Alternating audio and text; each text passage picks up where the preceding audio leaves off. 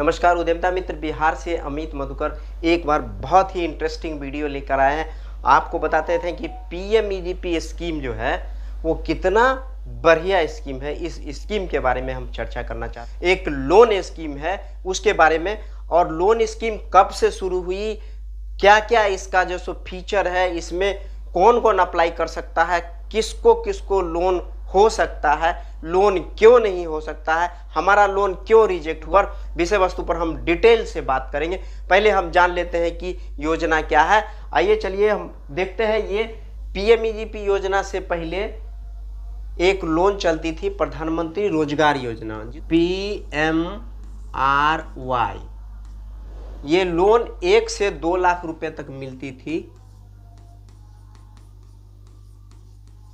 इसमें matric pass होना mandatory था। इसको बेरोजगार योजना करके लोन मिलता था, मैट्रिक पास, और इसमें 15% तक छूट थी। योजना आई कब थी? योजना 1993 में लागू की गई थी। उसके कुछ दिन बाद समझ में आया कि बहुत ये छोटे छोटे लोन से रोजगार का सृजन ठीक से नहीं हो पा रहा, इसलिए ग्रामीण क्षेत्रों में रोजगार को बढ़ावा देने के लिए केवीआईसी ने एक योजना लाई थी, REGP, rural employment generation programme. ये लाई थी, और ये लाई थी जिसमें कि 25 लाख तक का, 1-2 लाख से लेके 25 लाख तक का लोन था। वो आप उसमें 25 लाख तक लोन ले सकते थे। कंडीशन था क्या कि वो ग्रामीण क्षेत्र के लिए ही लोन होता था। दूसरी इसमें था क्या, इसका क्वालिफिकेशन 8th पास था। 8वां पास वाले लोग इसको अप्लाई कर सकते थे, और उसके बारे में रीजन बता रहे हैं। और इसमें सब्सिडी था 35% तक, और योजना आई थी 1995 में। ये 2 योजना चल रही थी। ये केवीआईसी ने REGP योजना को लॉन्च किया था, जिसमें यह देखा गया था कि मैट्रिक पास या क्वालिफिकेशन से कोई मायने नहीं रख रहा है, क्योंकि इसमें 8वां पास वाले को भी लोन मिलता था। तो देखा गया कि 8वां पास वाले लोग ज़्यादा सफल हो रहे थे रादर देन ये मैट्रिक और उससे ऊपर पढ़े लिखे बेरोजगार के। तो सरकार ने ये योजना लाई थी, लेकिन ये योजना में भी बहुत अच्छा से परफॉर्मेंस नहीं था, क्योंकि PMRY टाउन और टाउन के लोगों के लिए ज़्यादातर फेमस था, और छोटा छोटा ट्रेडिंग के लिए, काम के लिए वो लोन मिलता था। REGP इंडस्ट्री सेट करने के लिए रूरल एरिया में ये लोन देने का प्रावधान था। बाद में 2008 में ये दोनों योजना को मर्ज कर दिया गया। 2008 में इस योजना को मर्ज कर दिया तो PMEGP योजना आई। PMEGP योजना आई 2008 में, मार्च के 2008 में ये योजना आई। और टोटल फीचर REGP वाला योजना का था, जो आपका क्वालिफिकेशन इसमें चाहिए मिनिमम 8th पास। लोन अमाउंट था 5 लाख से 25 लाख, और सब्सिडी 35%। जैसे उसमें सब्सिडी था, इसमें भी सब्सिडी 35% था। ये योजना सदाबहार योजना है। ये योजना 2008 से लगातार सतत रूप से आज तक चल रही है। आज के दिन में ये योजना का अमाउंट बढ़ के 50 लाख रुपए तक हो गया है। ये अभी अप्लाई करने का जो है 2026 में अप्लाई करने का काम जारी हो गया है। बहुत जल्दी आप अप्लाई कर सकते हैं, क्योंकि बजट जो शुरू में होता है वो बैंकर्स कंसीडर करते हैं, और ऐसे तो चलेगा 31 मार्च तक, लेकिन आप जितना जल्दी अप्लाई करेंगे उतना आपके लिए अच्छा रहेगा, क्योंकि बजट आने के साथ ही उसका जो है योजना का क्रियान्वयन शुरू हो जाता है। ये लोन कोई भी व्यक्ति ले सकता है, इसलिए कि इसमें 8वां से ऊपर वाला कोई भी व्यक्ति हो सकता है।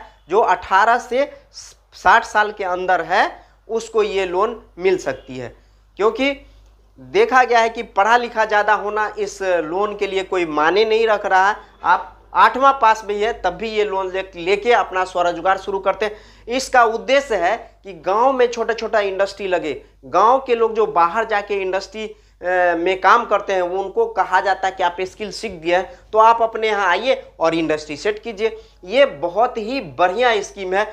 जो स्किल्ड पर्सन है, चाहे नॉन स्किल्ड है या लेबर है, उन सभी लोगों को एक जगह सेट करके इंडस्ट्री लगाइए। और बिहार में बेरोजगार का कमी नहीं है और बिहार में मैन पावर बहुत ज़्यादा है, स्किल्ड लेबर भी मेरे यहाँ बहुत ज़्यादा, जो बाहर जाके सीखे हैं या बाहर जाके काम करते हैं, उन्हें घर पर काम देने का ये बड़ा अवसर है। आप चाहेंगे तो अपना इंडस्ट्री लगाइए और उन लोग को यहाँ काम दे दीजिए। ये बहुत ही बढ़िया स्कीम है। योजना सदाबहार इसलिए बोलते हैं कि उस समय से अभी तक लगातार हर साल इसकी बजट दी जाती है और लोग इसमें अप्लाई करते हैं। और बहुत सारे एमएसएमई के जो यूनिट हैं वो पीएमईजीपी के अंतर्गत लगा हुआ है, जिसमें सब्सिडी 35% तक है। और आगे हम बताएंगे कि 35% सब्सिडी किनको मिलेगा, आपको कितना पैसा अपना लगाना है और सब्सिडी क्या रहेगा, रूरल अर्बन, इन चीज़ों के बारे में हम आगे डिस्कस करको अंत तक देखिए। क्योंकि ये वीडियो देख लेने के बाद आपको लगता है कि इस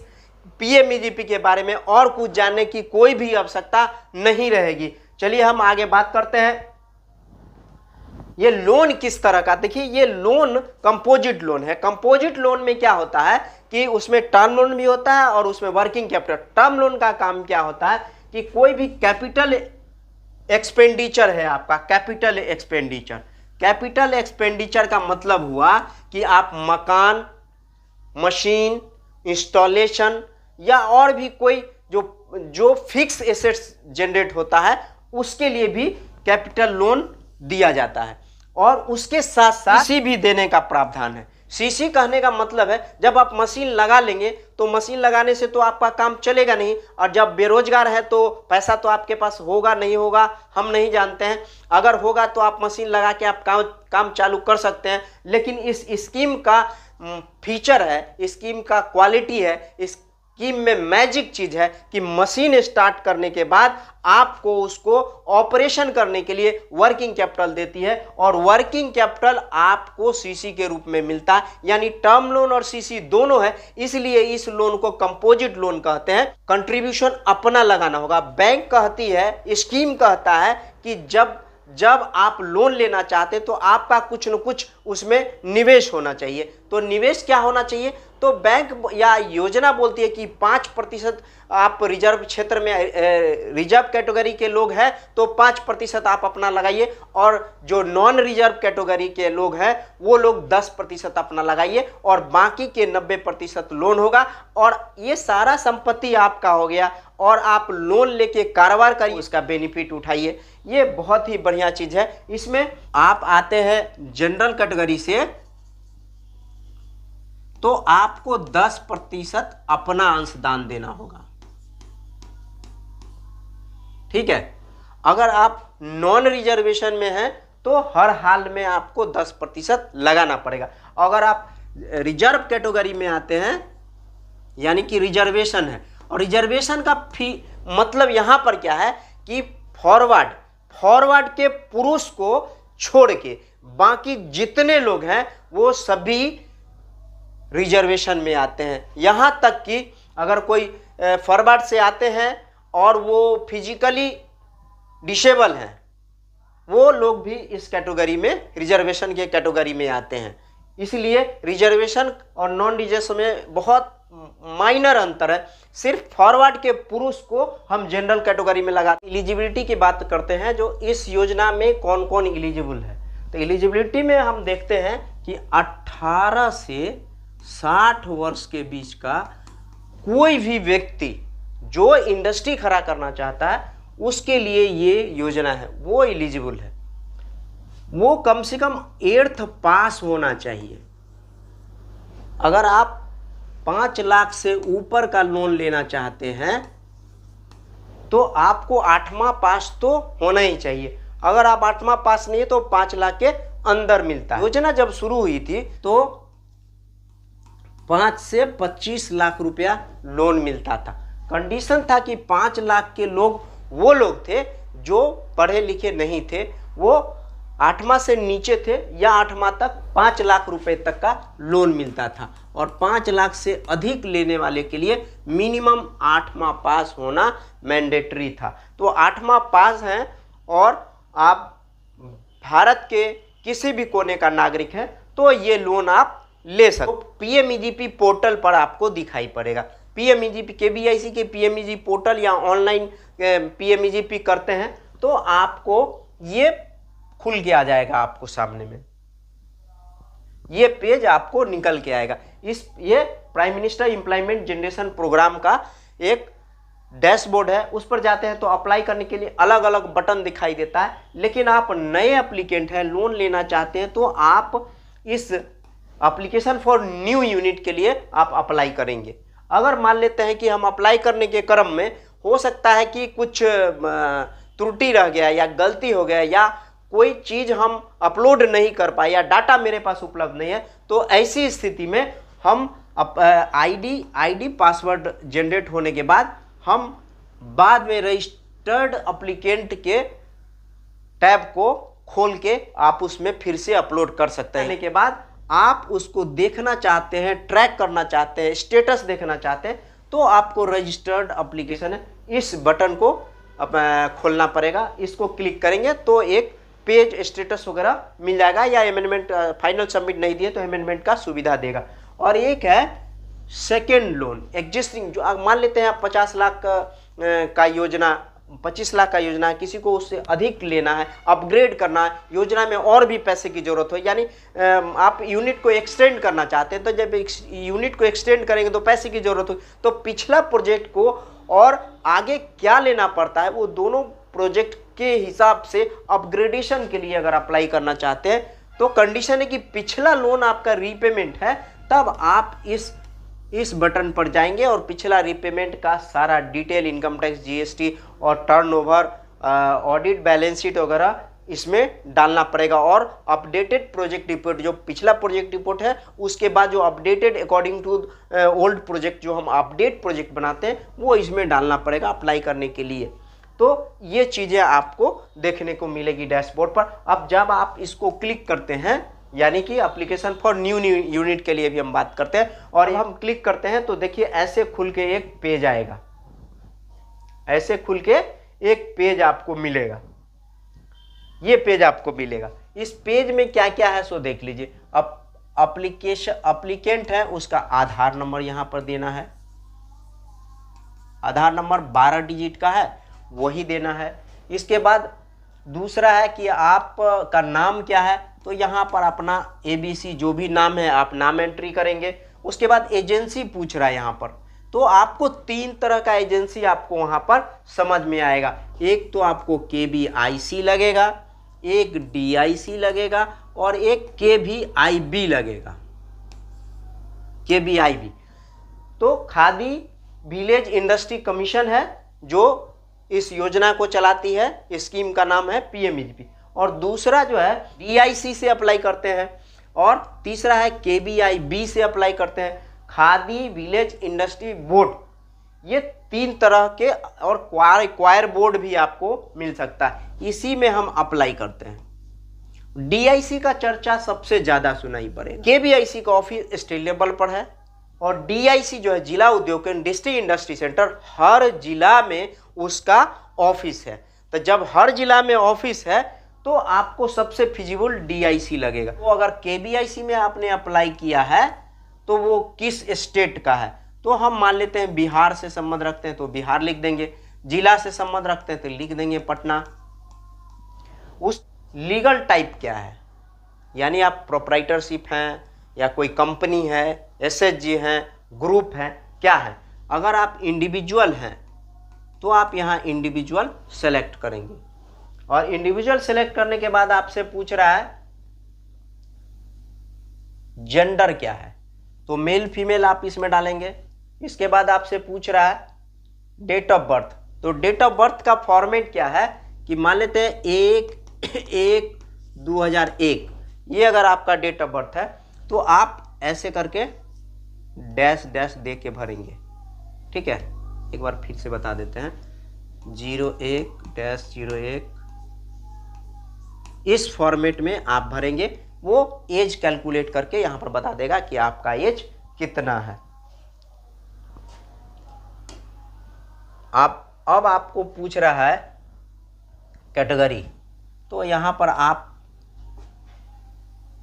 ओबीसी में हैं, जनरल हैं, एससी एसटी है, उसको आप सेलेक्ट करेंगे। उसके बाद कैटेगरी के बाद सब कैटेगरी, स्पेशल कैटेगरी, क्या आप विकलांग हैं या आप, अगर कोई स्पेशल कैटेगरी नहीं है तो आप नहीं डालेंगे। उसके बाद आपसे यहाँ पर क्वालिफिकेशन पूछा जा रहा है। क्वालिफिकेशन, अब आपको क्वालिफिकेशन पूछा, क्वालिफिकेशन मिनिमम 8th पास जरूरी है। अगर आप 8th पास हैं तो आप अप्लाई कर सकते हैं। यहाँ पर आप एड्रेस लिखेंगे, इसमें ग्राम पोस्ट लिखेंगे, इसमें आप जो है सो ब्लॉक का नाम लिखेंगे, डिस्ट्रिक्ट लिखेंगे, इसके बाद पिन कोड लिखेंगे। इसके बाद यहाँ पर आपको लिखना है अपना मोबाइल नंबर लिखेंगे। इसके बाद ईमेल आईडी है तो ईमेल आईडी लिखेंगे। पैन है तो आप लिखना है, पैन नंबर लिख देंगे इसमें, ठीक है। पैन नंबर लिखने के बाद आपको बताना है कि आप जो लगाना चाह रहे हैं वो कहाँ लगाना चाहते हैं, गांव में या टाउन में। तो रूरल के केस में यहाँ पर लगाएंगे, क्योंकि इसका संबंध सब्सिडी से है, तो रूरल में है तो आप उसको रूरल लिखेंगे। अगर आपको रूरल में नहीं है तो आप अर्बन लिखेंगे। आ गया था। तो ईडीपी ट्रेनिंग का चैप्टर क्या है कि इस सब्सिडी लेने के लिए ईडीपी ट्रेनिंग मैंडेटरी है, उसके बगैर सब्सिडी मिले क्लेम ही नहीं होगा। तो ईडीपी ट्रेनिंग 10-11 दिन का ईडीपी ट्रेनिंग होता है, वो इसके लिए मैंडेटरी है। पूर्व में अब लगभग नहीं होता है, बैंक सैंक्शन करने के बाद ही बेनिफिशियरी होते हैं। अगर पूर्व में करते हैं तो आपको पे करना पड़ेगा, और बेनिफिशियरी हैं आप, बैंक लोन से लेना चाह रहे हैं ट्रेनिंग, तब आपको फ्री में ट्रेनिंग, ऑनलाइन ट्रेनिंग होती है और ऑफलाइन ट्रेनिंग भी होती है। तो इसके बाद यूनिट आप कहाँ लगाना चाहते हैं उसके बारे में लिखना पड़ेगा। यूनिट, अगर आपको घर अलग है यूनिट अलग है तो अलग अलग आप दिखा सकते हैं। अगर घर और यूनिट दोनों एक ही जगह है तो आप जस्ट एक कॉपी कर दीजिएगा, दोनों एड्रेस ले लेगा। इसको अब डेडिकेटेड वीडियो हम और लाएंगे आपके लिए, अभी तत्काल हम बता देते हैं। इसके बाद आप इसमें बैंक को सिलेक्ट करते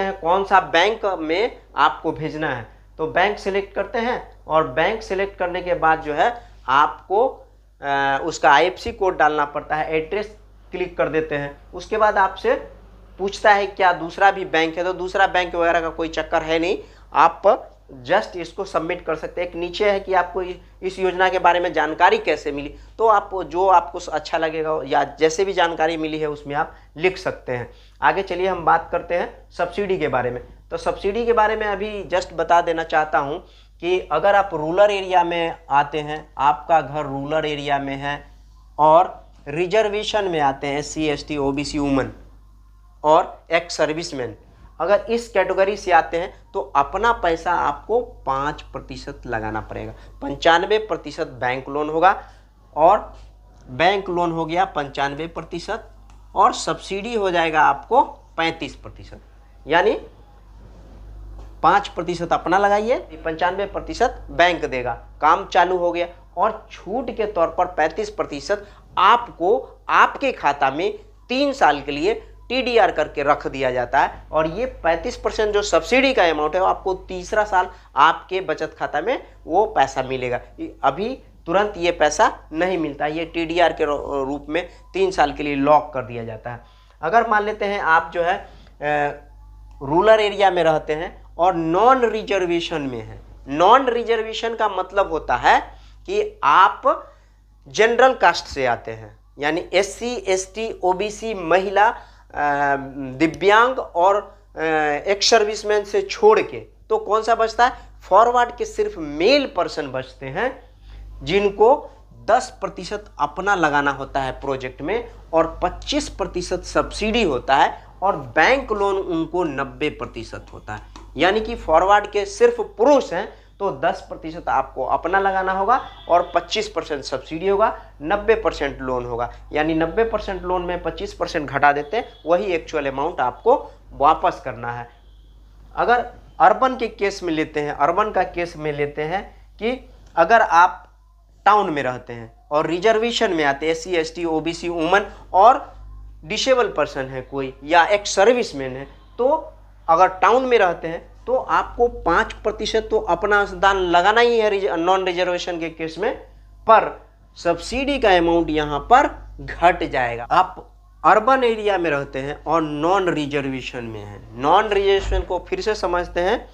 नॉन रिजर्वेशन का मतलब है कि फॉरवर्ड के मेल पर्सन, उनको 10% अपना लगाना पड़ता है, और टाउन में रहते हैं तो सब्सिडी अमाउंट फिर घट जाती है, यानी 10% तो आपको लगना ही लगना है, सब्सिडी कम हो गया, यानी कि यहाँ पर आपको 90% लोन अमाउंट है लेकिन छूट कम है। चलिए आगे बात करते हैं। प्रोजेक्ट, तो प्रोजेक्ट कौन कौन सा हो सकता है? देखिए PMEGP योजना में प्रोजेक्ट सब हो सकता है, कुछ चीज को छोड़ दीजिए। होटल, खरीदारी, दुकानदारी, मकान बनाना, घर बनाना, जेवर खरीदना, ये चीज छोड़ दीजिए। और वैसा होटल जिसमें मांस, मदिरा, शराब वगैरह का प्रचलन है या परोसा जाता है, वो निषिद्ध एरिया में आता है। मीट मछली का कारोबार निषिद्ध एरिया में आता है। उसके बाद जितना तरह का प्रोडक्ट है आप PMEGP के अंतर्गत कर सकते हैं। ये PMEGP में सभी तरह के प्रोजेक्ट आते हैं। अप्लाई करने के लिए बहुत ज़्यादा डॉक्यूमेंट का जरूरत नहीं है। आधार कार्ड देना पड़ेगा, पैन कार्ड देना पड़ेगा, फोटो देना पड़ेगा, कास्ट सर्टिफिकेट देना पड़ेगा, एजुकेशन प्रूफ देना पड़ेगा, और एक प्रोजेक्ट रिपोर्ट है ये बनवा के लोड करना पड़ेगा। अगर आप रूरल एरिया में रहते हैं तो एक मुखिया से जनसंख्या प्रमाण पत्र देना होगा, जनसंख्या प्रमाण पत्र।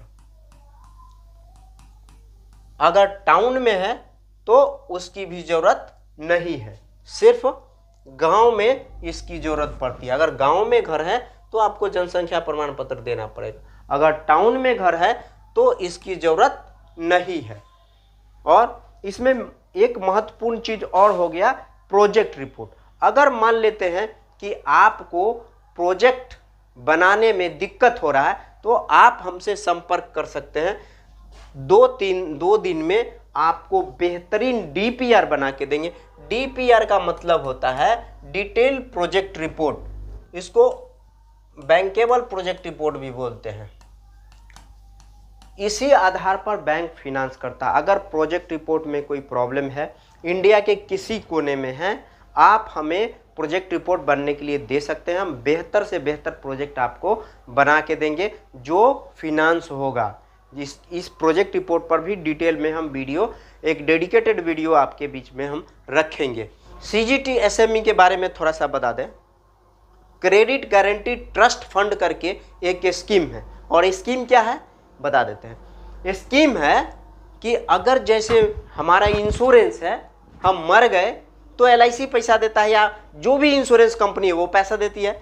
लेकिन यहाँ पर क्या है कि जब हम लोन लेते हैं और हम लोन नहीं चुका पाते हैं तो वो CGT SME ट्रस्ट फंड है, वो क्या करता है कि 75% से लेके 85% तक आपका लोन अमाउंट लोन बैंक को दे देता है।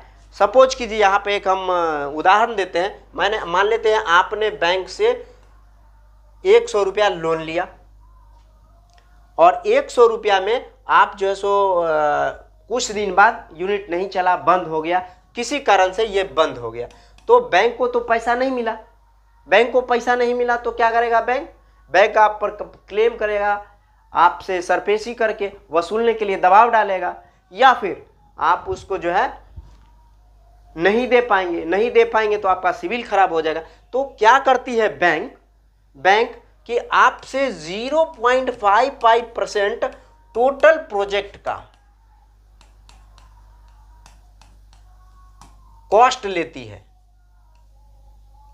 0.55, और ये प्रोजेक्ट कॉस्ट लेने के बाद आपका लोन अमाउंट सिक्योर्ड हो जाता है। सिक्योर्ड का मतलब क्या है कि आप पैसा नहीं देते हैं तो CGT SME जो ये ट्रस्ट फंड है जो इंश्योरेंस कर दिया आपको, वो 75 से 85% पैसा बैंक को वापस कर देगी। यानी कि इंश्योर्ड हो गया, आपका लोन इंश्योर्ड हो गया। उसके बदले इतना अप्रोक्स है, ये एग्जैक्ट नहीं है, चेंज होते रहता है, ये कितना परसेंट फी है इसका, वो करीब करीब 0.55% करके लगता है। लेकिन ये लगता कहाँ कहाँ है, कहाँ कहाँ कवरेज होगा, कहाँ कहाँ नहीं होगा, उसके बारे में आप बात करते हैं। देखिए, लोन अमाउंट अगर 10 लाख तक है तो सीजीटी का कवरेज जो है, सीजीटी एसएमई का कवरेज नहीं लगता है। यानी 10 लाख का लोन लेना है तो कोई मॉर्गेज की जरूरत नहीं है। 10 लाख से बढ़ जाता है, वहां पे सीजीटी का कवरेज जरूरी होता है, या फिर उस अमाउंट के बदले आप अपना जमीन, मकान या कोई भी चीज गिरवी रख सकते हैं। मान लेते हैं आपके पास जमीन नहीं है, मकान नहीं है, गिरवी नहीं रख सकते, ऐसी स्थिति में आपको 0.55% या जो अभी करंट रेट होगा उस रेट से एक प्रीमियम जमा करना होगा, फीस देना होगा। किसको? सीजीटी एसएमई को। और ये आपके 10 लाख से ऊपर के लोन को सिक्योर्ड कर देता है। सिक्योर्ड कितना परसेंट करता है? 75 से 85% तक लोन सिक्योर्ड कर देता है। अब आवेदन करते हैं, उसमें प्रोसेस आउटलाइन क्या है, यानी कि कैसे कैसे ये हमारा लोन पेमेंट होगा, क्या क्या प्रक्रिया इसमें आएगी। प्रोसेस आउटलाइन आके देखते हैं। देखिए, ऑनलाइन अप्लाई होता है। यहाँ पे पीएमईजीपी के पोर्टल पर पीछे बता चुके हैं, वहां आप जाएंगे, ऑनलाइन अप्लाई फ्री में होता है। आप खुद भी कर सकते हैं, या जो आपको प्रोजेक्ट बना देता है वो भी, या फिर आपको लगता है कि हमसे करवाना है या हमसे सहयोग चाहिए तो हम आपको मदद कर देंगे। मेरे यहाँ फ्री में ऑनलाइन अप्लाई होगा, आपको प्रोजेक्ट का पैसा लगेगा, या फिर आप प्रोजेक्ट पीडीएफ भेजेंगे तो हम कर देंगे, या आप खुद सक्षम है। बहुत ईजी है। आप क्या करिए कि पोर्टल पर जाइए, ऑनलाइन अप्लाई कीजिए, फ्री में, कोई पैसा नहीं लगता है। उसके बाद जब अप्लाई करते हैं, सभी डॉक्यूमेंट अपलोड करते हैं, रिसीविंग मिल जाता है, तो डीएलटीएफसी है, वो डीआईसी हो, केबीआईसी हो, केबीआईबी हो, क्वायर बोर्ड हो, जहां जिस भी एजेंसी को आपने सेलेक्ट किया है, वो आपके आवेदन को वेरीफाई करते हैं। यानी कि देखते हैं कि आपने जो डाटा दिया है वो एज पर गवर्नमेंट के नॉर्म बैंकेबल है कि नहीं। अगर है तो वो बैंक को फॉरवर्ड किया जाता है। अगर आपका डॉक्यूमेंट में किसी चीज का कमी है, आपने गलत डाटा फिलअप कर दिया है, गलत अपलोड कर दिया है, तो ये यहाँ पे आपको रिजेक्ट भी हो सकता है। लेकिन अगर सही है तो फॉरवर्ड कर दिया जाता है। बैंक फिजिकल वेरिफिकेशन करते हैं। जब आपका फाइल जाता है बैंक, तो बैंक पूरे प्रॉपर वे में आपके डॉक्यूमेंट को, आपका स्टेटस को, आपका अकाउंट्स को, आपके एक्टिविटी को, सारा चीज वेरिफिकेशन करते हैं। आपके घर जाएंगे, पहले तो डॉक्यूमेंट वेरीफाई करेंगे बैंक में बुला के, उसके बाद आपके घर जाके फिजिकल वेरिफिकेशन करेंगे। वहां जब चले जाएंगे तब लगेगा ठीक है तो आपको ईडीपी ट्रेनिंग के लिए सैंक्शन करेंगे। अगर मान लेते हैं पता चला कि कोई कुछ ना कुछ गड़बड़ है, या आप लोन नहीं लेना चाहते हैं, कुछ ना कुछ गड़बड़ सरबर करने के इरादा रखते हैं, तो आपको यहाँ पे लोन रिजेक्ट हो सकता है। और रिजेक्ट क्यों होता है उसके लिए डेडिकेटेड वीडियो हम बाद में आपको बताएंगे। इस वीडियो में जो है उसको देखते हैं, फिर हम आपको 2-3 वीडियो बताएंगे। ईडीपी और रिजेक्ट क्यों होता है, बेसिक चीज आपको जानना पड़ेगा कि लोन रिजेक्ट होता क्यों है और उससे हम कैसे बच सकते हैं। जब तक लोन रिजेक्ट वाला चैप्टर नहीं समझिएगा, आप अप्लाई करिएगा, लोन रिजेक्ट हो जाएगा। फिर हम डेडिकेटेड वीडियो में आपको विस्तृत से बताएंगे। अब देखिए, अगर आपका डॉक्यूमेंट सही है तो सैंक्शन होगा, यहाँ पे बैंक आपका सैंक्शन कर देगा।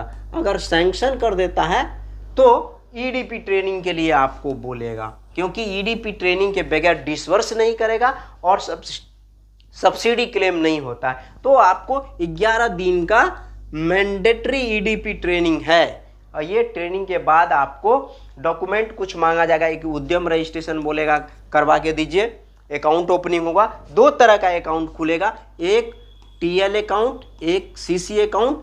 ये 2 अकाउंट खुलेगा। टर्म लोन से मशीन परचेज करेंगे, सीसी से ऑपरेशन के लिए पैसे को लेते हैं। लेकिन एक चीज और आता है, अकाउंट और होगा, जब आपको सब्सिडी मिलेगा तो टीडीआर अकाउंट खुलेगा। यानी कि 3 साल तक ये सब्सिडी वाला पैसा बैंक फिक्स डिपॉजिट की तरह रखेगा और तीसरा साल बाद ये सब्सिडी आपके अकाउंट में जाएगा। तो हम बात कर रहे थे यहाँ उद्यम, और उद्यम के बाद बैंक आपको एग्रीमेंट करने के लिए बोलेगा और एक इम्बॉस पेपर मिलेगा जिसमें 6 से 10,000 20,000 10,000 तक के stamp, non judicial stamp paper लेगा, non judicial stamp paper agreement के लिए आपको देना होगा। और एग्रीमेंट देने के बाद आपको बैंक अकाउंट खोल के उसमें क्या करेगा, पेमेंट डिसबर्स करेगा। पेमेंट किसको डिसबर्स करेगा, मशीन टूल्स वाले को। किसको, मशीन टूल्स वाले को, एज पर कोटेशन, जो कोटेशन से आप मशीन खरीदना चाहते हैं उसके अकाउंट में पेमेंट करेगा और वहां से मशीन लाके आपको क्या करना है, मशीन को इंस्टॉल करना है, लगाना है। उसके बाद मशीन का फोटो और बिल, जो कोटेशन से सामान परचेज किए वो, और बैनर, ये चीज आपको बैंक में जमा करना पड़ता है। उसके बाद सब्सिडी क्लेम किया जाता है। ईडीपी ट्रेनिंग का सर्टिफिकेट, डिसबर्समेंट जो किए हैं बैंक अकाउंट से वो, ये सब लगा के आपको सब्सिडी क्लेम करेंगे। कुछ दिन बाद आपके अकाउंट में टीडीआर में पैसा मिल जाता है, 35% हो या जो भी अकाउंट आपके प्रोजेक्ट में होगा उतना अमाउंट आपके टीडीआर अकाउंट में जमा होगा। और फाइनल रिलीज ऑफ सीसी, जब आपका मशीन आ जाएगा तब वर्किंग कैपिटल फाइनली आपको बैंक दे देता है। मान लेते हैं कि मेरा 10 लाख का लोन हुआ है, कैसे कैसे होगा सो देख लीजिए। एक है टर्म लोन, एक है टर्म लोन, एक है सीसी, ये टोटल प्रोजेक्ट हो गया। अब देख, मान लेते हैं टर्म लोन मेरा 6 लाख रुपया का है और 4 लाख का सीसी है, टोटल प्रोजेक्ट मेरा 10 लाख रुपए का है। ठीक है, 10 लाख का मेरा ये प्रोजेक्ट, और रिजर्वेशन और नॉन रिजर्वेशन में कंट्रीब्यूशन फिक्स किया हुआ है, तो 5% आपको मान लेते लगाते हैं, 6 पंचे 30,000, आपको मशीन परचेज में आपका 30,000 लगेगा। और यहाँ पर वर्किंग कैपिटल में 5% और 20,000 रुपया लगेगा, यानी कि 50,000 रुपया आपको लगना है, 50,000 रुपया आपको लगना है। तो बैंक लोन कितना हो गया, बैंक लोन हो गया 9.5 लाख। ये 9.5 लाख रुपया है। तो आपका मशीन टूल्स में 5,70,000 लोन हुआ और सीसी में हो गया 3,80,000 रुपया। अब सीसी का तो कंटिन्यू ब्याज देके जितना निकालिएगा उसका ब्याज लगेगा। टर्म लोन क्या करते हैं, देखिए फर्स्ट ईयर में टर्म लोन मान लेते हैं 5,70,000 रुपया हुआ, तो 5,70,000 लोन हो गया मशीन टूल्स का, जो टर्म लोन है, और वो किस्त आपको चुकाना है। तो रीपेमेंट जो है सो 3 महीना के लिए मोरेटोरियम होता है। 3 महीना बाद आपको किस्त 5,70,000 मेरा टर्म लोन हुआ था, उसमें रीपेमेंट ईयरली मेरा 1,14,000 का जाएगा। आप कैलकुलेट करके देखिएगा, 5,70,000 divided by 5 years, 5,70,000 divided by 5 years equal to 1,14,000 रुपया ईयरली पड़ेगा आपको।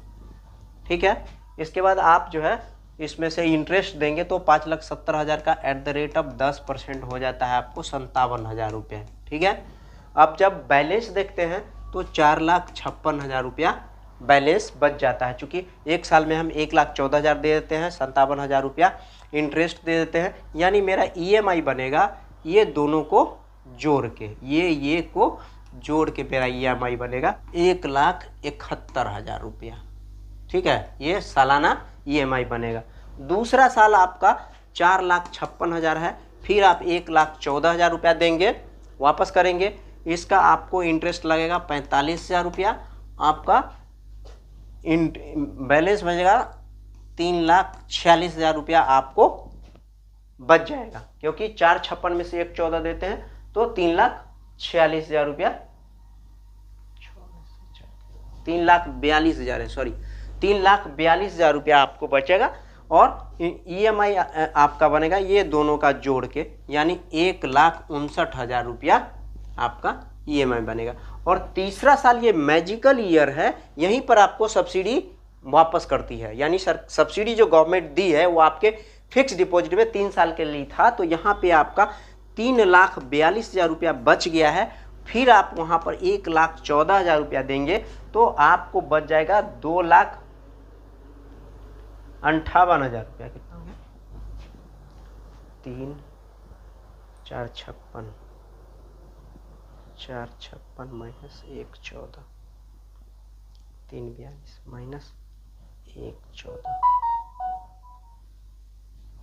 2,28,000 रुपया यहाँ पर बच गया आपको पैसा, 2,28,000 रुपया। और आपका इंटरेस्ट हो गया 34,000 रुपया यहाँ पे। अब हमको चुकाना है EMI किस्त, रिपेमेंट और इंटरेस्ट, तो ये दोनों को जोड़ के हम चुकाते हैं, यानी कि 8 और 4 और 1 लाख। यहीं पे आपको 3,50,000 जो सब्सिडी है आप इसी 3rd ईयर में आपको मिल जाएगा। आपका मन है तो उससे इस लोन को ख़त्म करके इस अकाउंट को ही बंद कर दीजिए, और नहीं तो आप किस्ते पैसा देते रहेगा। ये जो 35% सब्सिडी जो आपको मिला है इस समय 35% सब्सिडी जो आपको प्राप्त हुआ है, ये सब्सिडी अमाउंट आप यूज़ कर सकते हैं, आपके बचत खाता में भेज दिया जाता है। जितना दिन तक आप पैसा बाहर निकाल के रखते हैं सीसी में से, मान लेते हैं कि पैसा निकाले, प्रोडक्शन किए, प्रोडक्ट बनाए और मार्केट में दिए, मार्केट से आने में 21 दिन लग गया, मान लेते हैं 21 दिन पैसा लग गया आने में, तो हमारा ब्याज कितना दिन का लगेगा? 22वां दिन मेरे पास पैसा आया, और 22वां दिन हम क्या करेंगे, इस पैसा को बैंक के सीसी अकाउंट में क्या करेंगे, डिपॉजिट कर देंगे। और बैंक में डिपॉजिट कर देंगे तो इंटरेस्ट आपको 21 दिन का ही लगे, यानी सिंपल भाषा में समझ जाइए, पैसा जितना दिन आप यूज़ कीजिएगा आपके यूज़ में रहेगा, बैंक उसका पैसा लेगा। मान लेते हैं कि आपका पैसा यूज़ ही नहीं हुआ, बैंक में पड़ा रह गया, तो बैंक बोलेगा तो पैसा है तो उसको यूज़ करो, क्योंकि उनको बैंक से इंटरेस्ट लेना है, बैंक को इंटरेस्ट लेना है। अगर नहीं यूज हो रहा है तो ब्याज नहीं लगेगा, तो धंधा करने के लिए तो निकालना ही पड़ेगा, ब्याज तो लगेगा ही। चलिए आप देखिए, ये बैंक लोन जनरली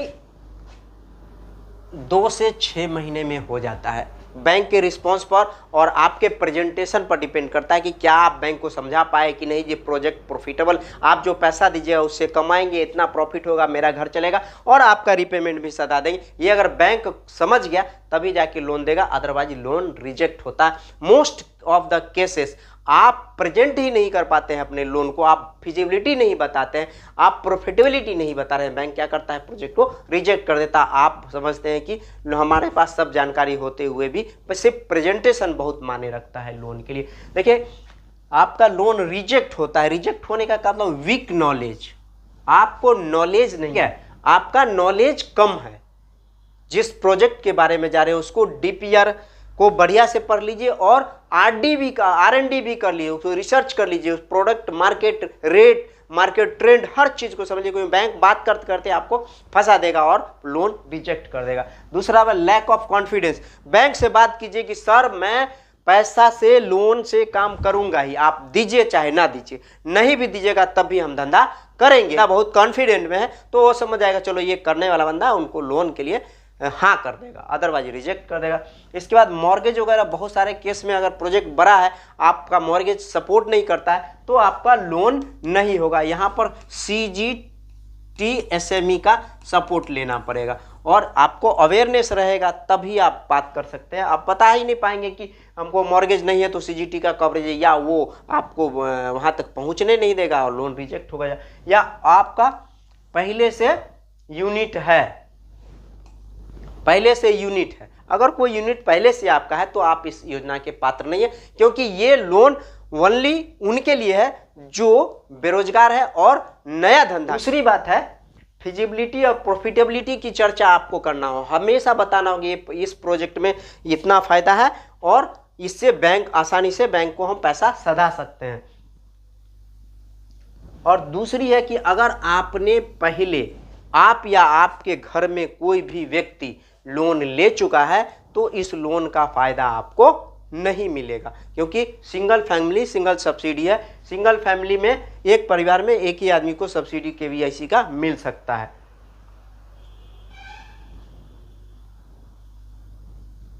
बेहतर वीडियो आपको ईडीपी ट्रेनिंग के लिए देंगे और इसमें सीजीटी एसएमई के लिए और भी बेहतर वीडियो लेके आ रहे हैं। बने रहिए। नमस्कार, जय।